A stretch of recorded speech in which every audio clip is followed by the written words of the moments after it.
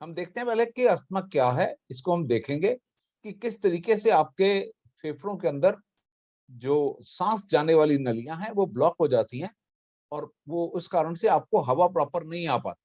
और ये जैसे छोटी बेटी को देख रहे हैं आप, ये स्टेरॉइड के स्प्रे डॉक्टर इनको देते हैं। ये ऊपर छोटा सा स्प्रे का ये बॉटल लगी हुई, स्टेरॉइड का स्प्रे देते हैं, और ये स्टेरॉइड के स्प्रे देने से इनको ये अस्थमा की प्रॉब्लम रिलीव हो जाती है। आइए और देखें कि आगे हम क्या करते हैं, क्या कर सकते हैं। क्या है ये? एक ऐसी स्थिति है जो फेफड़ों में मौजूद छोटे मार्ग को प्रभावित कर देती है, सांस आने में मुश्किल हो जाती है। और अस्थमा एक ऐसी प्रॉब्लम है कि एक जान लीजिए कोई आदमी मर सकता है इससे, सांस ना आने के कारण मर सकता है, क्योंकि ऑक्सीजन की बहुत कमी हो जाती है। और बहुत सारे बच्चों में तो करीबन छोटे बचपन से ही शुरू हो जाता है, और बल्कि बहुत छोटे बच्चों को कई बार बचपन से लेकर 5-6 साल 8 साल तक होता है, फिर ठीक भी हो जाता है। और अभी तक का सर्वे ये कहता है कि 10 में से 1 बच्चे को अस्थमा होता है, और 20 में से 1 बालिग ये दमा से पीड़ित होते हैं। और ये काफी प्रॉब्लम वाली बीमारी है, क्योंकि सांस नहीं आती और इमरजेंसी वाली सिचुएशन हो जाती है। और इंडिया में, या कह लो पूरे संसार में, हर 10 सेकंड में किसी एक व्यक्ति को दमा का अटैक पड़ता है। और भारतों में दमा पीड़ितों की संख्या 3 करोड़ है, से ज्यादा है। और आ, मतलब किसी को समझ नहीं आता हम क्या करें। उनको यही नहीं पहले पता लगता कि मेरे को एलर्जी किस चीज की है।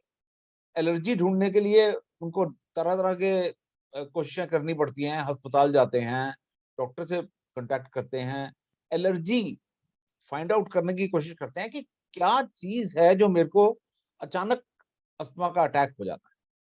यही ढूंढते ढूंढते कई सालों लग जाते हैं। यही एक बहुत बड़ी प्रॉब्लम होती है अस्थमा के अंदर। और जिसको भी अस्थमा का अटैक होता है, वो हमेशा सहमा सहमा सा रहता है, क्योंकि कुछ नहीं पता लगता कि किस टाइम पर वो उसको अटैक हो जाएगा। कुछ नहीं पता कि किस टाइम पर उसको कुछ होगा और अचानक सांस आनी बंद हो जाएगी। और बस यहीं पर ही आके सारी प्रॉब्लम शुरू होती है। और अस्थमा के लक्षण, जैसे लक्षण है ये सिर्फ मैंने 8-9 ब्रॉड, बड़े कह लीजिए कि मोटा मोटी तौर पे ये लक्षण हैं 8। लेकिन 8 के अलावा अ, कई 100 हो सकते हैं, हर एक का लक्षण अपना हो। जैसे अस्थमा के लक्षण है, पहले खांसी आना, सीने में जकड़न जैसी महसूस होना, सांस लेने में कठिनाई, सांस लेने में घरघराहट, रात में या सवेरे में कभी एक टाइम आ जाना, ठंडी हवा में सांस लेना। आदमी सोच रहा है मैं ताजी हवा में जाऊं, ताजी हवा में जाता है तो उसको अस्थमा का अटैक हो जाता है। और कईयों को तो एक्सरसाइज करने एकदम ठीक होते हैं, कहते हैं एक्सरसाइज करो, थोड़ा सा शरीर को चलाओ, और शरीर को चलाते हैं तो अस्थमा हो जाता है। अरे, ये बड़ी प्रॉब्लम है। और लोगों को समझ नहीं आता कि हम करें क्या अब, कि ये एक्सरसाइज करते हैं, डॉक्टर कहता है एक्सरसाइज करो, एक्सरसाइज करते हैं तो अस्थमा का अटैक हो जाता है। और इसमें थकान महसूस होती है, ऑक्सीजन नहीं जाती, बहुत ही ज्यादा डिप्रेशन वाली सिचुएशन आ जाती है, बहुत गंभीर हो जाता है आदमी, कहते हैं यार मुझे पता ही नहीं मुझे किस टाइम सांस आनी बंद हो जाएगी। तो ये एक बहुत गंभीर स्थिति है। और इस गंभीर स्थिति को कैसे मैनेज करें? देखिए, दार्जिलिंग के अंदर आके हम सब इकट्ठे बैठ के, हम इकट्ठे मिल के कम से कम ये सोच तो सकते हैं कि अस्थमा क्या है, वरना कहीं पर भी ऐसी कोई स्थिति नहीं होती। आप सब लोग दार्जिलिंग के अंदर हैं, बहुत अच्छी किस्मत है, बहुत बढ़िया है। तो ये कि दार्जिलिंग में होके आप ऐसी-ऐसी गंभीर स्थितियों के बारे में मिल के सोच तो सकते हैं। चलिए, एक टेलीफ़ोन मैंने दिया हुआ है, एक किसी तरीके से आप हमको कॉन्टैक्ट कर पाते हैं, और कुछ ना कुछ करके हम इस किसी सिचुएशन को सोच समझ के मैनेज करने की कोशिश करते हैं। आइए देखिए कैसे कर सकते हैं।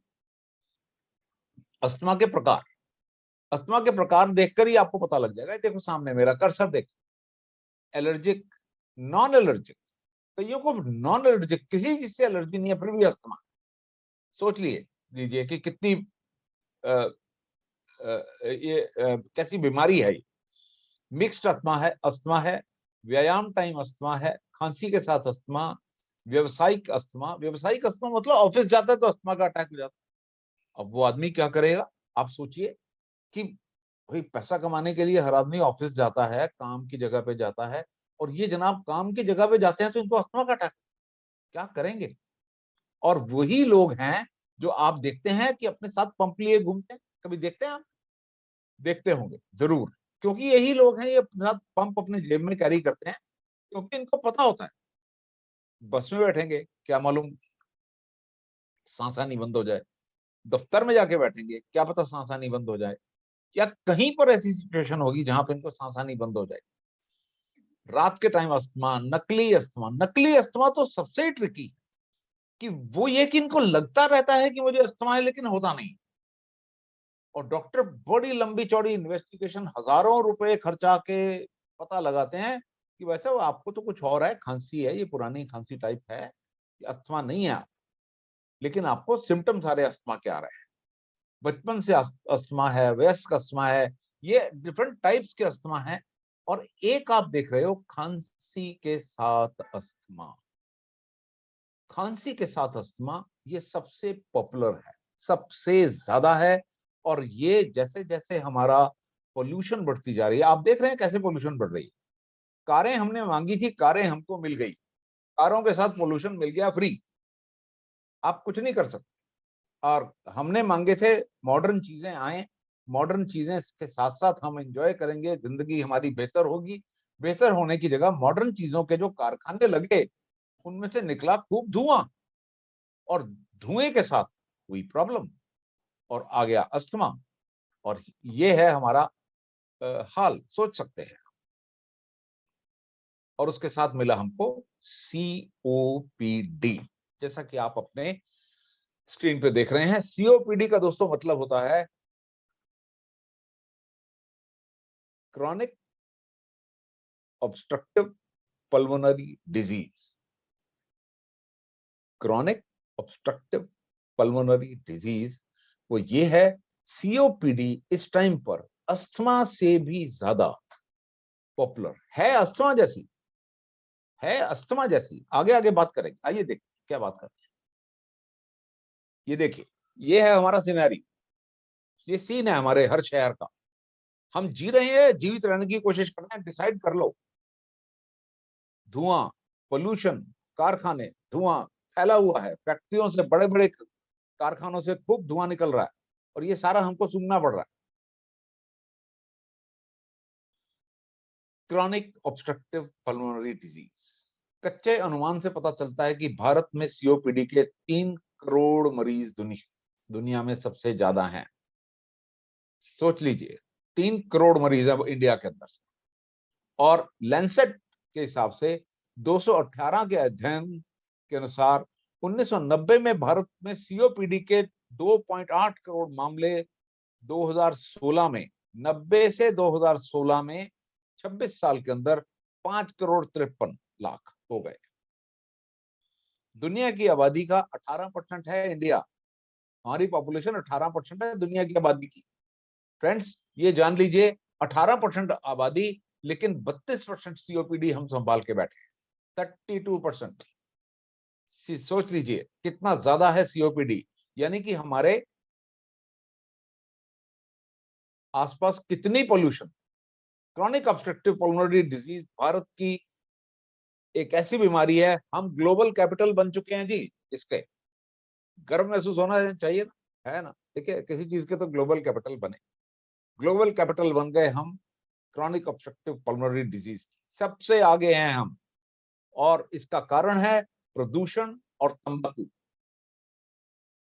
जो भी लोग सिगरेट पीते हैं, मैं उनसे खास कहना चाहूंगा कि वायु प्रदूषण और सिगरेट इसका सबसे बड़ा कारण बनता जा रहा है COPD का, जान लीजिए बड़ी अच्छी तरह। फेफड़ों का गंभीर रोग है, वायु मार्ग में रुकावट आने से व्यक्ति को सांस लेने में तकलीफ होती है, और ये तकलीफ जो है और सिम्टम क्रिएट होती है, जलन, सूजन, रुक रुक के सांस आना, सांस ना आना, सांस आते हुए भी ऐसा लगना कि जैसे मैं सांस अच्छी तरह नहीं आ रहा, शरीर फिर सुस्त रहता है, ऑक्सीजन क्योंकि प्रॉपर जाती नहीं है, ऑक्सीजन क्योंकि प्रॉपर जाती नहीं है, और शरीर जो है वो सुस्त रहता है। और ये प्रॉब्लम चलती ही रहती है। एक तो होगी, एक प्रॉब्लम आई 2 दिन में चली गई, लेकिन ये प्रॉब्लम है कि ये वहीं की वहीं है, लगातार आपको ये प्रॉब्लम लगी रहेगी, और इसको कहते हैं क्रॉनिक ब्रोंकाइटिस। यानी कि आपके जो अंदर ब्रोंक्यूल्स हैं, जहां पे ऑक्सीजन एक्सचेंज होती है, उनकी इन्फ्लेमेशन, उनमें सोजन, ब्रोंक्यूल कहते हैं उनको, जहां पे ऑक्सीजन एक्सचेंज होती है, और वहां पर आपका लगातार इन्फ्लेमेशन हुआ रहता है, और आपको सांस आने में तकलीफ लगातार होती ही रहती है। कोई सोचिए, 1 मिनट के लिए सोचिए उस आदमी की हालत क्या होती होगी कि जिसको सवेरे से लेकर शाम तक सांस की ही तकलीफ होती रहे। वो आदमी कहेगा ये क्या जिंदगी जी रहा हूं, क्या हो रहा है। और ये हवा है कि कभी साफ ही नहीं होती है। ये हवा कब साफ होगी, कब ये फैक्ट्रियों से धुआं जो निकला हुआ है मेरे अंदर जाना बंद होगा। दोस्तों, हमको इससे घबराने की जरूरत नहीं है। देखिए, मैंने सब कुछ बताया आपको कि अस्थमा और सीओपीडी मिलाकर ये 20% केसेस से ज्यादा हमारे आसपास घूम रहे होते हैं। हर 10 आदमी जिनको हम मिलते हैं, उनमें से 2 या 3 आदमी जो होते हैं, वो क्रॉनिक ब्रोंकाइटिस या अस्थमा के केस होते हैं। कितनी जबरदस्त है ये बीमारी, सोचिए। और इससे, इस बीमारी से होने वाले वर्क आवर्स का लॉस कितना ज्यादा होता है, सोचिए।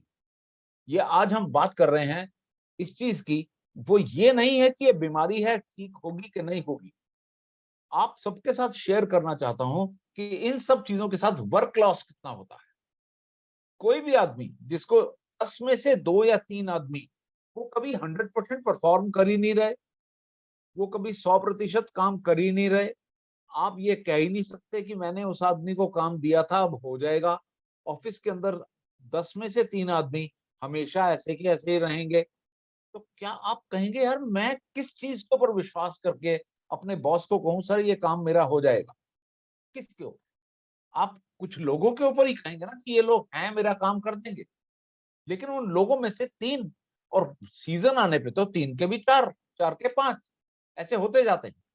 सीजन मतलब जैसे सर्दी का सीजन आया, जैसे सर्दियों में पोल्यूशन कितनी बढ़ जाती है यहाँ पर शहरों के अंदर, तो ऐसे सीजन के अंदर तो इनको बहुत ज्यादा मुश्किल टाइम फेस करना पड़ता है।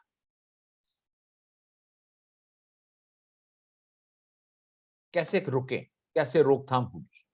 मेरे साथ रहिएगा, एक एक पॉइंट में एक एक बताना चाहूंगा आपको, एक एक। स्मोकिंग करने वाले इसको छोड़ें, और किसी और के मुंह से निकले हुए धुएं से बच के रहें, नंबर 1। क्योंकि डॉक्टरों का कहना है कि पैसिव स्मोक के अंदर ज्यादा कैंसर क्रिएट करने के चांसेस होते हैं, जो स्मोकर से ज्यादा। सोच लीजिए, घर के अंदर और बाहर की। घर के अंदर आप तो सोचे हमारा घर तो सेफ है। घर के अंदर वोलेटाइल ऑर्गेनिक कंपाउंड्स, आपके घर में रसोई में बन रहे घी में पूरियां तली जाती हैं, आपके घर में सब्जियां बनती हैं, आपके घर में जो आपके फर्नीचर का पेंट उड़ता रहता है, आपके घर के अंदर हर तरीके का परफ्यूम इस्तेमाल होता है, साबुन इस्तेमाल होता है, आपके घर के अंदर कभी कभी आप मच्छरों की दवाई भी छिड़कते हैं, आप घर के अंदर मच्छरों को दूर रखने के लिए कुछ लगाते हैं। ये सारी क्या है? प्रदूषण की गैसेस, ये सारी प्रदूषण की गैसेस हैं, और ये आपके घर का अंदर पोल्यूशन देती है। देखिए, मैं आप सबको ये नहीं कह रहा कि आप डर जाएं इससे, लेकिन मैं आप सबको ये कहना चाहूंगा कि सुरक्षा, सुरक्षा, सुरक्षा का इस्तेमाल करें अपने घर के अंदर। मैक्सिमम एक दिन के अंदर 1 या 2 बार, 3 बार, 4 बार, जितनी बार हो सके, पूरे खिड़कियां दरवाजे अच्छे से खोल के आप अच्छी तरह ताजी हवा को आने दें, और घर के अंदर बिल्कुल बंद करके मत रहें। ध्यान रखिए, आपके घर के अंदर की गैसेस भी आपको बहुत प्रॉब्लम कर सकती हैं। मार्केट, कारखानों वगैरह जहां भी आप जाएं, जहां पे स्मोक आ रहा है, जहां पे धुआं आ रहा है, मास्क पहनकर जाएं। बड़ी सीधी सादी बात है। मास्क, कोई कहे यार रो रे कोरोना तो बंद हो गया यार, अब तो मास्क पहना हुआ है। तो जी, मास्क कोरोना की सुरक्षा नहीं है, ये मेरी सुरक्षा है। अपनी सुरक्षा आपके हाथ में। और धूल और केमिकल से बचने के लिए मुंह पर सुरक्षा का मास्क लगाएं। और याद रखें, मुंह में कहते हैं डालने से पहले आहार और मुंह से निकलने से पहले बात, दोनों को देख लें कि ये ठीक है कि नहीं। मैंने क्या कहा? मुंह के अंदर और बाहर आने वाली, अंदर क्या जाता है? खाना। बाहर क्या आता है? हमारी आवाज और हमारी बात। ये दो चीजों का हमेशा ध्यान, और इन दो चीजों का ध्यान रखते हुए पौष्टिक आहार लें और एक दिन में करीबन 7-8 गिलास पानी पी लो। कुछ भी करके पानी कम से कम अपने पूरे दिन की आहार के साथ 7-8 गिलास पानी पी के रखो। उससे ज्यादा भी पी सको तो पी लो। अच्छे तरीके से पानी पी के रहिए। इससे हम सुरक्षित रहते हैं और हमारे को बहुत सारी बीमारियों से छुटकारा मिला रहता है। याद रखिए इस चीज को। ये छोटी छोटी चीजें हैं, ये बिल्कुल मैं आपके साथ का ही, मैं बिल्कुल आपके बीच में हूं, आपके साथ ही डिस्कशन कर रहा हूं इस चीज की कि हमको किस तरीके से अपना जीवन बेहतर बनाना है। और ये सब बीमारियां नहीं हम डिस्कस कर रहे फ्रेंड्स, इस चीज को जान लो, ये बीमारियां नहीं है, ये अपॉर्चुनिटीज हैं हमारे लिए। देखिए कोई भी चीज अगर किसी को होती है और अगर हमारे दिए हुए प्रोडक्ट से ठीक होगी तो वो क्या होगी? देखिए वो तो एक मेडिसिन तो मेरे लिए होगी ही, लेकिन वो मेरे बिजनेस के लिए अपॉर्चुनिटी भी तो होगी ना। तो इस चीज के जान लीजिए कि मैं दो बातें करता हूं। वो ये कि एक तो हम अपने प्रॉब्लम को ठीक करते हैं, दूसरा अपनी अपॉर्चुनिटी को इस्तेमाल करते हैं। और यही है दार्जुनाइन का काम। दार्जुनाइन के डिस्ट्रीब्यूटर होते हुए आप सबको बड़ा अच्छा महसूस होना चाहिए कि हम किस तरीके से अपनी जरूरत को अपनी अपॉर्चुनिटी बनाकर इस्तेमाल कर सकते हैं। यही है दार्जुनाइन के अंदर रहने का मतलब। स्वास्थ्य संजीवनी, हमने आज तक इस प्रोडक्ट को बहुत इस्तेमाल किया है, बहुत बार देखा है, लेकिन एक नया नजरिया मैं आपको देता हूं। नया नजरिया ये है कि देखिए, आप सब लोगों को एक बात कहना चाहूंगा कि हम सबको खांसी, जैसे मैंने कहा 10 में से 2 या 3 आदमियों को खांसी होती है।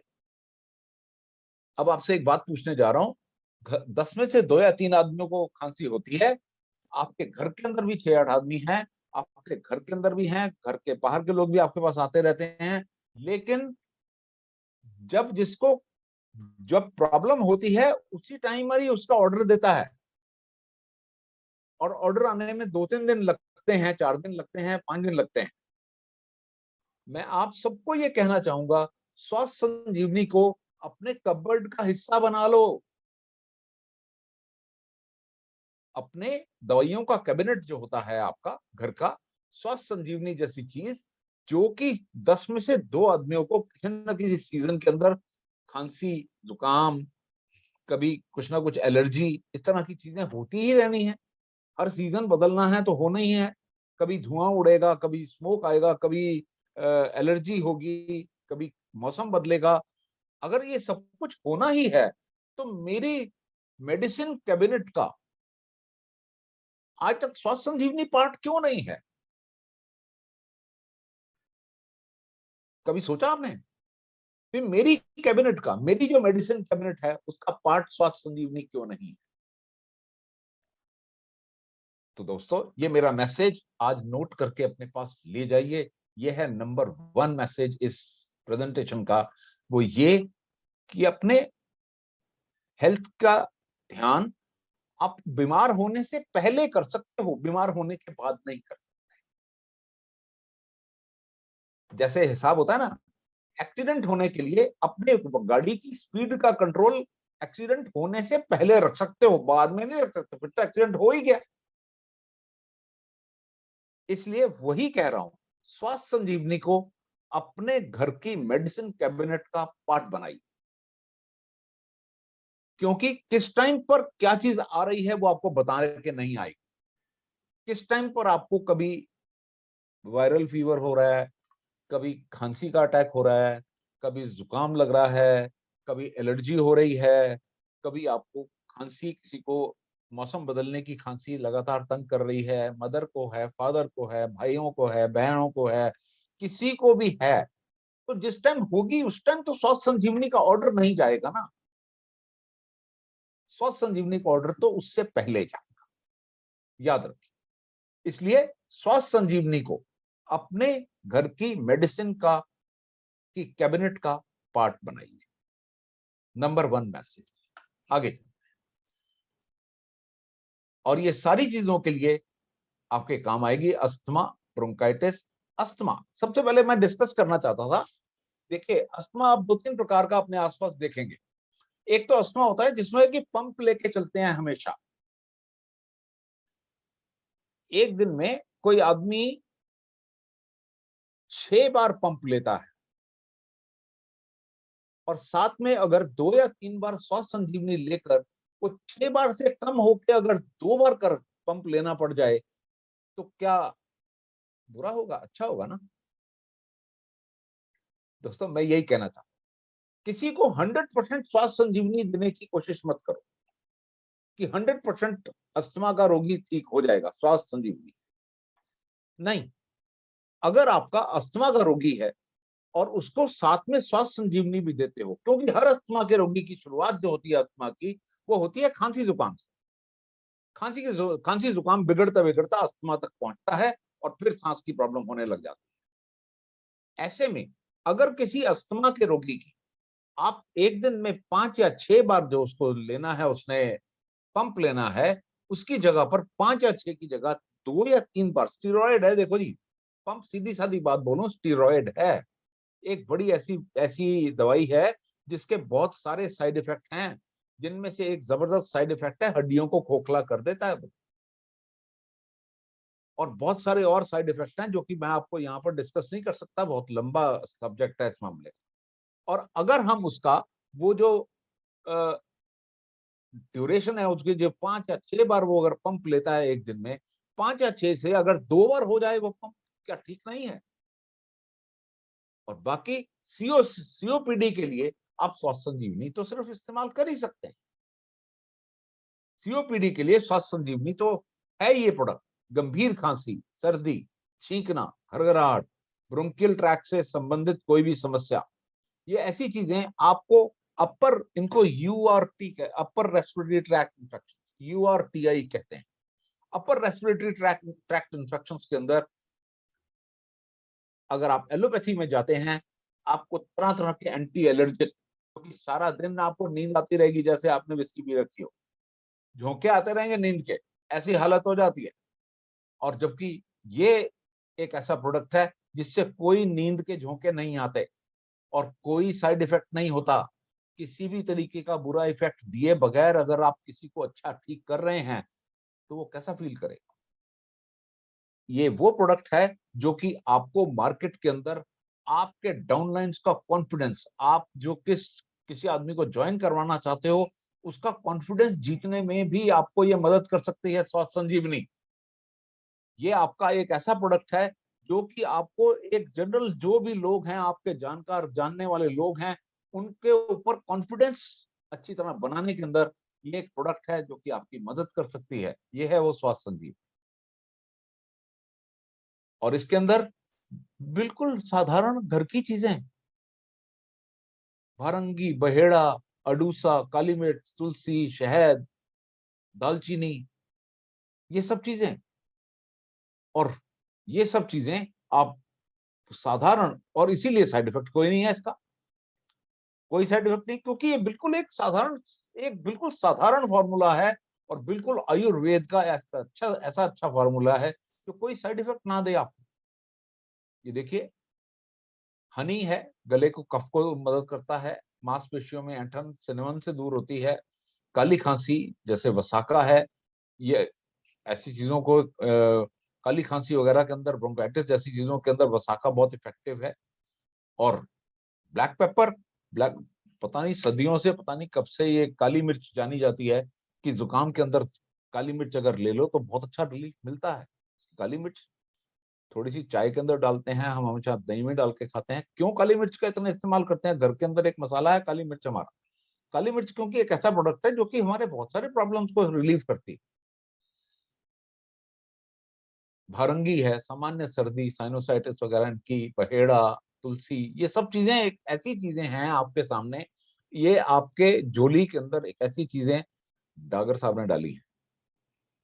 मैं रियली, मैं डागर साहब को हमेशा ये कहूंगा कि इतने अच्छे प्रोडक्ट जो है वो लेके उन्होंने दार्जिलिंग के अंदर डाले हैं, जिसके कारण कि आपके पास एक बहुत अच्छा प्रोडक्ट आपके पास है। आप उस अच्छे प्रोडक्ट से अपनी नहीं, बहुत सारे लोगों की मदद कर सकते हैं, तो करिए ना। 1 या 2 चम्मच खाने के बाद गुनगुने पानी के साथ, बड़ा आसान है लेना। और अभी और बातें मैं करने लगा था कि ये अस्थमा की प्रॉब्लम यहाँ तक खत्म नहीं होती, और बहुत सारी चीजें हैं आपके पास जो कि अस्थमा के रोगियों को आप दे सकते हो, और बड़े आराम से अपने डाउनलाइन हैं या अपने प्रोस्पेक्ट हैं या जो भी लोग हैं उनका कॉन्फिडेंस गेन कर सकते हो। जैसे हल्दी, सदियों से इस्तेमाल होती आ रही हल्दी हमारे घर के अंदर, ये एक ऐसा प्रोडक्ट है जो कि अ, अस्थमा के अंदर खासकर बहुत बेनिफिशियल है। खाली पेट लेने के लिए बोली, जब भी हल्दी लें खाली पेट लें। अगर कोई आदमी उसको दूध के साथ नहीं ले सकता, खाली पानी में उबाल कर लें। उबालते कैसे हैं? हल्दी का 1 चम्मच डालकर पानी डालिए, और पानी को तब तक उबालिए जब तक आधा न रह जाए। पानी को तब तक उबालिए हल्की आग के ऊपर जब तक आधा न रह जाए। फिल्टर करो, पी लो, 2 बार पी लो, एक ही बार बना लो, सुबह भी पी लो और शाम को भी पी लो, लेकिन ध्यान रखना खाली पेट पीना, खाली पेट पीना, और बहुत अच्छा इफेक्ट मिलेगा आपको। मैं दोबारा रिपीट कर रहा हूँ कि जरूरी नहीं है इसको दूध में लो, इसको आप दूध में ले सकते हैं, खाली पानी के साथ भी ले सकते हैं। 1 गिलास पानी अगर हल्दी बनाना है तो 2 गिलास लेने होंगे। 1 चम्मच हल्दी डालो और इसको तब तक हल्की आग पे उबलने दो जब तक 1 गिलास ना रह जाए, और फिर इसको आधा गिलास सवेरे पी लो और आधा गिलास शाम को पी लो। और ये बहुत सारी चीजों में आपको मदद करेगा। आपकी बहुत सारे आर्थराइटिस के रोगों में मदद करेगा, आपके अस्थमा के अंदर मदद करेगा, आपके आपके ब्रोंकाइटिस के अंदर मदद करेगा। ये ये तो एक ऐसी रामबाण चीज बन जाती है कि हल्दी एक ऐसी चीज है जो कि बहुत चीजों के अंदर आपकी मदद करेगी। और इसके बाद आपके पास हैं दा मौलिक के ऑर्गेनिक और इतने बढ़िया मसाले जो कि हैं कार्डेमम, सिनेमम, क्लोव और काली मिर्च। ये सारी चीजें आपके पास हैं आज। आप ये लेकर बड़े आराम से आप घर बैठे अपने बड़े अच्छी तरीके से आप इनको इस्तेमाल करके अपने जो छोटी छोटी प्रॉब्लम है इनको दूर रख सकते हो। दालचीनी है, जैसे दालचीनी और शहद को सदियों से इस्तेमाल किया जा रहा है। और रात के टाइम आप अगर अस्थमा के रोगी हैं, या अगर आपको ब्रोंकाइटिस का अटैक हुआ है सर्दियों के अंदर, या आपको मौसम बदलते टाइम कुछ ऐसा होता है, तो आप दालचीनी और शहद इकट्ठा मिला के रात को चाट के सोइए ना।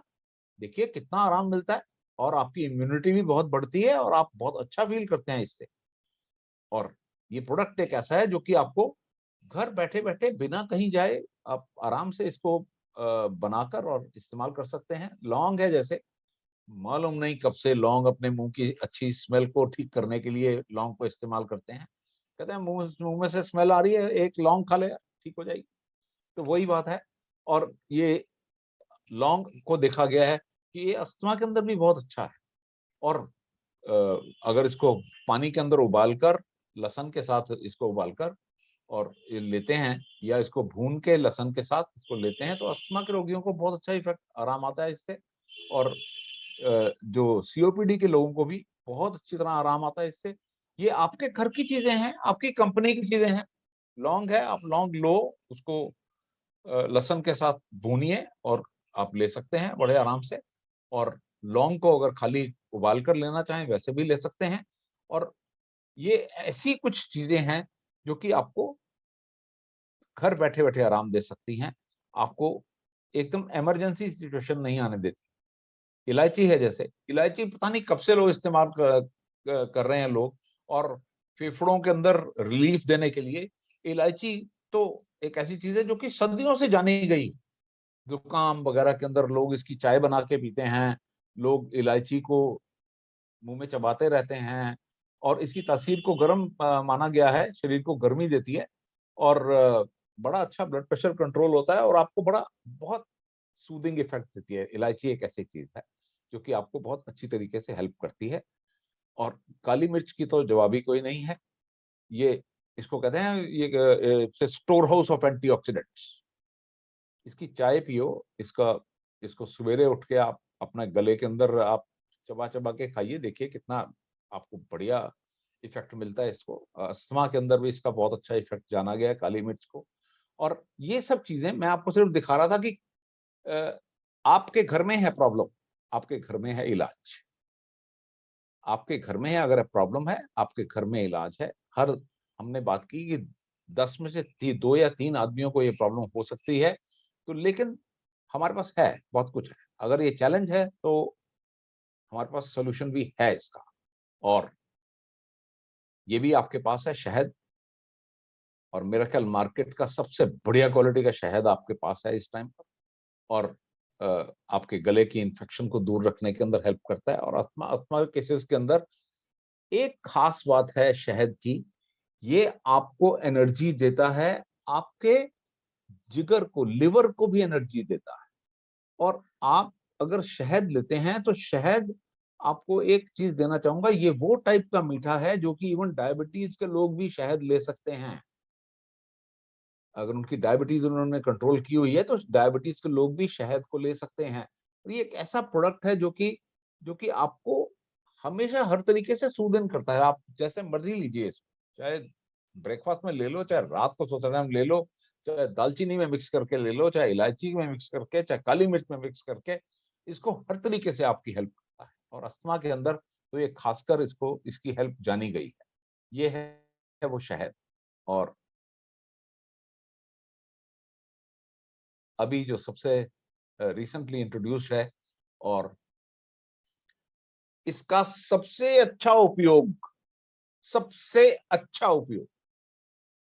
अस्थमा में, इसका सबसे अच्छा उपयोग सीओपीडी के पेशेंट्स, क्योंकि सबसे जल्दी बाहर के जो ऑक्सीडेशन अटैक जो हो रहे होते हैं अस्थमा और सीओपीडी पेशेंट्स को हो रहे होते हैं, सबसे पहला अटैक जो होता है अगर बाहर की पोल्यूशन का अटैक, और बहुत ज्यादा ऑक्सीडेशन अटैक अगर बाहर के होते हैं, और ये है स्टोर हाउस ऑफ एंटीऑक्सीडेंट्स। और सुपरइम लेकर आप बड़े आराम से बहुत अच्छा आराम पा सकते हैं अपनी इन्हीं कंडीशंस के अंदर। सीओपीडी के अंदर जुकाम लगा हुआ है आपको, आपको अस्थमा बार बार अटैक करके परेशान करता है, कुछ भी अगर इस तरह की प्रॉब्लम आपको आती हैं तो आप बहुत अच्छी तरह सुपर एम लेकर अपने आप को रिलीफ महसूस कर सकते हैं। तो दोस्तों, मैं सम अप कर दूं, मैंने आज आपसे बात की कि किस तरीके से अस्थमा एक बड़ा भीषण रोग है और बढ़ता जा रहा है। अस्थमा पहले हेरिडिटी की बीमारी होती थी कि परिवार से आनुवंशिक चली आती थी, लेकिन अब आकर वो अस्थमा और सीओपीडी में कन्वर्ट हो गई, ये दो कन्वर्ट हो गई। पहले तो सिर्फ अस्थमा हुआ करता था, पोल्यूशन नहीं होती तो सीओपीडी नहीं होती थी, कम होती थी बहुत ज्यादा, कि देखने लायक खांसी जुकाम होती थी, चलो यार हो गई। लेकिन अब सीओपीडी होने के कारण एक ऐसा हो गया कि एक हो गया अस्थमा और एक हो गया क्रॉनिक ब्रोंकाइटिस। ये दो बीमारियां जिसमें क्रॉनिक ब्रोंकाइटिस जो है वो अस्थमा से कहीं आगे निकल गई। ये वो दो चीजें हैं। और ऐसे में हमारे पास एक प्रोडक्ट है जो कि दोनों के अंदर काम में आता है। एक के अंदर वो अस्थमा की दवाइयां, जो स्टेरॉइड जो डॉक्टर तरह तरह के देते हैं, हमारी स्वास्थ्य संजीवनी उन स्टेरॉइड्स की डोज को कम करने के अंदर काम में आ सकती है। और अगर शुरुआती अस्थमा है तो उसके अंदर वो काम आ सकती है, अगर शुरुआती है और कम है अगर किसी को तो वही काम आ जाएगी। लेकिन ब्रोंकाइटिस केसेस के अंदर 100% हमारी स्वास्थ्य संजीवनी अच्छी तरह काम में आ सकती है और आप काम ले सकते हैं। और इनके साथ हमारे जो दूसरे प्रोडक्ट हैं, हमारे जो दाजोनाइन के अंदर जो दामोलिक के मसाले हैं, उनको आप इस्तेमाल करके घर के तरीके से उनको इस्तेमाल करके आप बड़ी अच्छी तरीके से अपना लाइफ को बेटर कर सकते हैं। हमारा टारगेट क्या है? हमारा टारगेट है कि हमारी दार्जुनाइन ऐसी पोजीशन हो जाए मार्केट के अंदर कि लोगों को लगे कि ये उनके बेनिफिट के लिए आई है, क्योंकि हम वो बेनिफिट वाली हाई क्वालिटी प्रोडक्ट देते हैं और वो हाई क्वालिटी के प्रोडक्ट हम उनको प्रोवाइड करवाते हैं। और स्वास्थ्य संजीवनी उन हाई क्वालिटी प्रोडक्ट में है। हमारे दामोलिक मसाले सारे ऑर्गेनिक मसाले हैं, सारे सबके सब ऑर्गेनिक मसाले हैं, शहद है साथ में, और साथ में आज आपके सामने है सुपरम। ये प्रोडक्ट आपको बड़े आराम से अपनी आपकी पारिवारिक सिचुएशन को बड़े अच्छे से कंट्रोल करके आपको मदद करते हैं कि आप एक बेहतर जिंदगी में कॉन्फिडेंटली बिता सकते हैं। दोस्तों, आपका बहुत बहुत शुक्रिया मेरे साथ रहने का इतनी देर। आप थैंक यू वेरी मच। और मैं अब आपके कोई भी सवाल अगर हैं तो प्लीज अपने सवालों को मेरे सामने रखिए, मैं उनके थोड़ी देर तक आंसर तो दूंगा ही। तो आपके सवाल वेलकम हैं, आप अपने सवाल कर सकते हैं।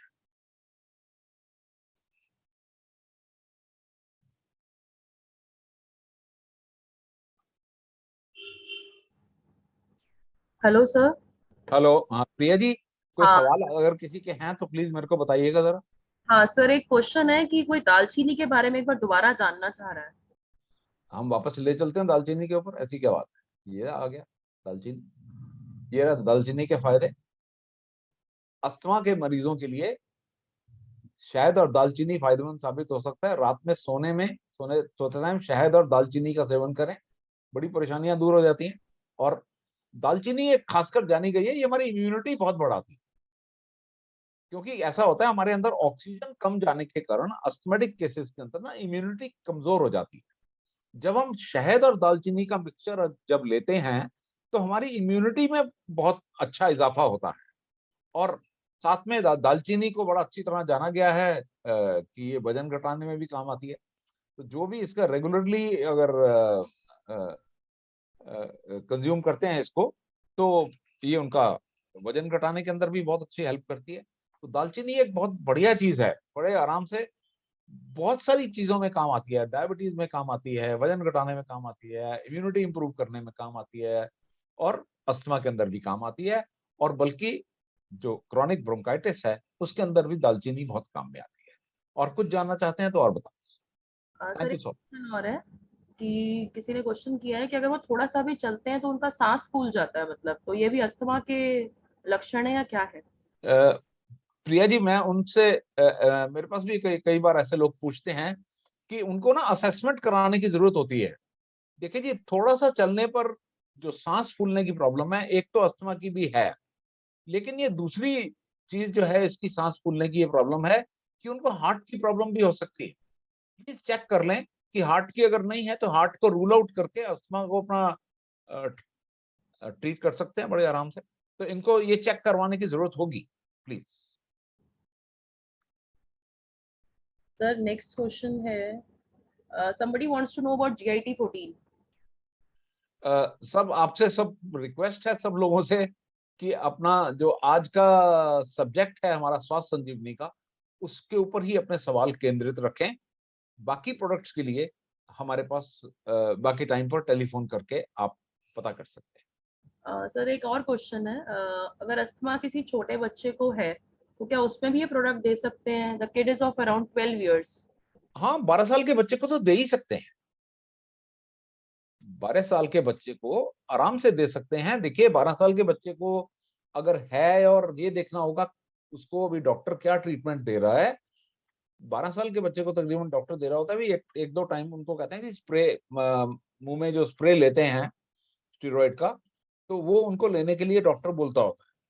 तो 12 साल के बच्चे ये रिकवर बड़ी जल्दी कर जाते हैं। इनकी बड़ी मजेदार एक बात होती है, डेवलपिंग शरीर होता है ना, तो ये रिकवर बहुत जल्दी करते हैं। तो इसलिए इनको स्वास्थ्य संजीवनी साथ में दे दो। आप देखेंगे कि उनकी जो स्टीरॉयड की डोज है वो बहुत कम हो जाएगी, और होता होता है होते होते हो सकता है कि उनकी स्टीरॉयड की डोज खत्म हो जाए। और तकरीबन बच्चों में बहुत सारे केसेस ऐसे हैं कि इनमें अस्थमा ठीक हो जाता है। बड़ों में ठीक नहीं होता, लेकिन बच्चों में ठीक हो जाता है। तो इसलिए दे सकते हैं बड़े आराम से 12 साल के बच्चे को, कोई ऐसी बात नहीं। ध्यान रखिएगा। सर, नेक्स्ट क्वेश्चन है कि कोई ऑलरेडी अस्थमा का पंप यूज कर रहे हैं हाँ तो जी। पूछ रहे हैं कि क्या संजीवनी स्वास्थ्य संजीवनी लेने से उनका पंप छूट जाएगा क्या? देखिए, कम पंप छूटने की बात ना करें, पहले तो ये करें कि आप पंप रखें जेब में, और स्वास्थ्य संजीवनी साथ में लेते रहें। हो सकता है आप जो पंप एक दिन में 4 बार ले रहे थे वो 2 बार में आ जाए, तो ये भी एक 2 बार तो छूट गया ना वो, है ना, ये हो जाता है। तो इसलिए कोशिश करें कि आपका पंप जितनी कम बार इस्तेमाल होगा उतने साइड इफेक्ट कम होंगे उसके, ये ध्यान रखिए। तो इसलिए स्वास्थ्य संजीवनी इसलिए हमारी बहुत अच्छी है, ये बहुत अच्छा प्रोडक्ट है हमारा, कि आपको 100% ना सही तो चलो 70% तो आराम आया, ऐसी क्या बात है। तो ले सकते हैं, बड़े आराम से लेके देख लीजिए और अपना एक्सपीरियंस हमारे साथ भी शेयर कीजिए। तो नेक्स्ट क्वेश्चन है, साइनसाइटिस में क्या दे सकते हैं? साइनोसाइटिस के अंदर मैडम एंटी एलर्जिक जरूरत होती है, उनको कहिए गरारे करते रहें और स्वास्थ्य संजीवनी दिन में 2 बार लेते रहें, आराम आ जाएगा उनको, देखेंगे। साइनोसाइटिस, क्योंकि ये किसी भी चीज से ना, साइनस हमारे होते हैं, ये किसी चीज से ठीक नहीं होते, अपने आप ठीक हो जाते हैं थोड़े टाइम बाद। साइनस ना हमारी खाली जगह होती है गालों के अंदर और आंखों के ऊपर खाली जगह होती है, इनके अंदर कुछ नहीं होता। लेकिन क्या होता है कि हमारा उनके जो एंट्री पॉइंट होते हैं उनके ऊपर थोड़ा सा नजला लग जाता है या कोई कोई एलर्जी हो जाती है, तो इस कारण से वो साइनसेस के अंदर पेन रहने लग जाता है और ऐसा लगता है जैसे कि कोई आदमी बीमार है। कुछ नहीं है, कोई बीमार नहीं होता। तो इसलिए साइनोसाइटिस केसेस के अंदर हम 100% का वादा नहीं करते, लेकिन हाँ आराम आएगा, पक्का आएगा। उनको कहो भाप लेते रहें, गरारे करते रहें और साथ में दिन में 2 बार स्वास्थ्य संजीवनी लेते रहें, आप देखेंगे पहले से बहुत बेहतर होगा। याद याद ये रखें कि दिन में हफ्ते में कम से कम 2 या 3 बार भाप लेनी है, और भाप बहुत ज्यादा नजदीक जाके नहीं लेनी, स्किन जल जाएगी रोज रोज। भाप थोड़ा दूर से भाप लेनी है और गरारे करने हैं, और स्वास्थ्य संजीवनी दिन में 2 बार लेनी है। ध्यान रखें भाप के ज्यादा नजदीक मत जाइएगा, 100 डिग्री की होती है, 100 डिग्री सेंटीग्रेड टेम्परेचर होता है उसका भाप का। ठीक है जी, थैंक यू। तो नेक्स्ट क्वेश्चन है, 20 साल से ठंड के टाइम पे खांसी होती थी, बट अभी डॉक्टर ने डायग्नोस करके बोल दिया कि ये दमा बन गया है, तो उसको क्या देना चाहिए? ये बहुत केसेस के अंदर हुआ है प्रिया जी, बहुत केसेस के अंदर हुआ है कि जो खांसी लगातार रहते रहते, तो इसलिए हम सभी को हमेशा कहते हैं कि बहुत एहतियात बरतो यार, बहुत बहुत ध्यान से रहिए। खांसी जो होती है ये बहुत लोगों की दमा के अंदर कन्वर्ट हो जाती है, इसलिए हमको एक्स्ट्रा ध्यान से रहना पड़ता है। तो स्वास्थ्य संजीवनी से इनको बहुत आराम आएगा, आप देखिएगा। इनको कहिए गरारे करें, भाप लेते रहें, दिन में कम से कम एक हफ्ते में 2 बार या 3 बार तो ले लें, भाप लेते रहें और साथ में स्वास्थ्य संजीवनी सवेरे शाम लेंगे, तो इनका कम से कम नहीं तो वो जो जो प्रॉब्लम वाला पीरियड है वो इमीडिएटली लेते ही एक हफ्ते के अंदर 50% 60% तो ठीक हो ही जाएगा, और आप देखेंगे और धीरे धीरे अच्छा आराम आ जाएगा इनको। ये प्रॉब्लम आपकी ही नहीं है, लाखों लोगों की है, लाखों लोगों की है। बहुत लोगों को खांसी रहते रहते दमे की शिकायत हो जाती है। हाँ सर, जी, यानी ये है कि स्वस्थ रहने के लिए कितने समय तक इसका सेवन करना है, डेली लेना है या कैसे रहना है? देखिए जब तक आप बीमार हैं तब तक आप डेली ही लेंगे, दिन में 2 बार।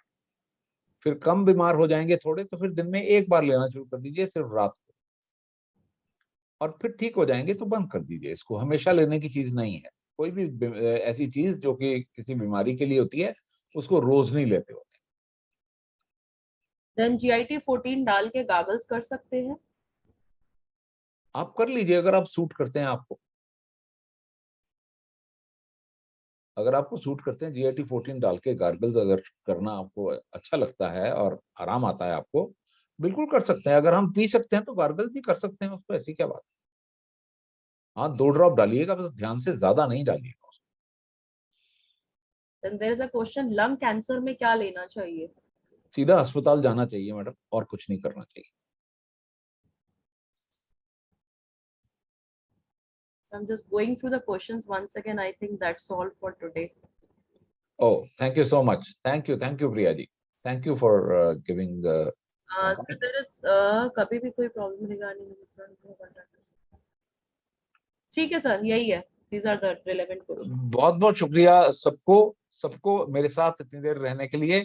और स्वास्थ्य संजीवनी को अपने, मेरा मैसेज सबको यही है, स्वास्थ्य संजीवनी को अपनी मेडिसिन कैबिनेट का पार्ट बनाइए।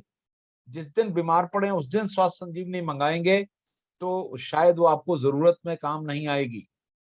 इसलिए स्वास्थ्य संजीवनी को हमेशा अपनी मेडिसिन का कबर्ड बनाइए, क्योंकि आपके बीच में ही हैं 10 में से वो 3 लोग जिनको की स्वास्थ्य संजीवनी की जरूरत पड़ सकती है। सबको बहुत बहुत शुक्रिया। थैंक यू, सबको बहुत बहुत शुक्रिया।